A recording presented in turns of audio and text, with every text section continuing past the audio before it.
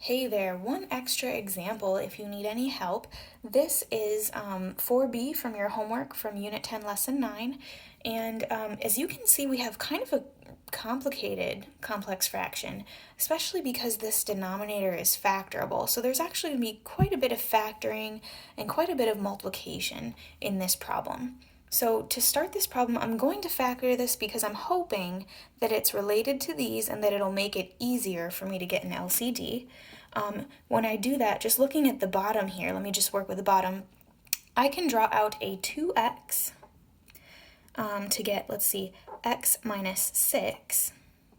And then from the bottom here, I'm looking for things that multiply to positive 4 but add to negative 5. That would be x minus 1.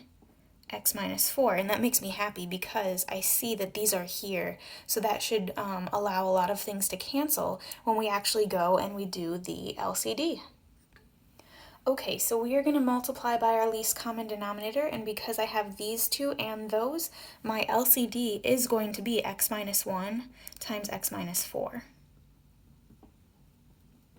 Keep in mind that when we do this, we're multiplying these to the numerators of these minor fractions. So let me move this a little bit. In the top of the first one here, when I multiply it by x minus 1 times x minus 4, the x minus 1s should cancel, so I should just be left with 3x plus 2 times the quantity x minus 4.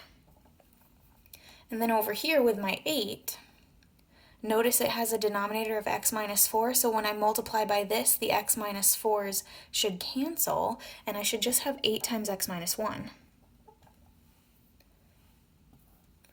Now in the bottom, this is going to be multiplied to the numerator, but then that whole thing is also seen in the denominator, so the whole thing cancels there, and I'm just left with 2x times x minus 6.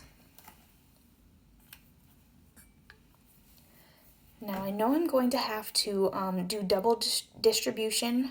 Some people call it FOIL, some people call it box method, but I'm going to have to multiply these two binomials out. Go ahead and pause the video, and then I'm going to be doing this and this. Okay, double check your work. So I did the box method with these, and then negative 8 times x and negative 8 times negative 1. You should now combine any like terms that you can.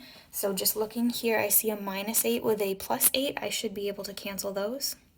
I also see negative 12x plus 2x, which is negative 10x, and then minus 8x, so that would have to make negative 18x.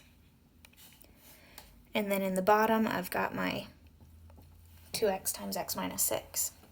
I notice I can pull a factor of 3x from the numerator here as a GCF, so let's do that.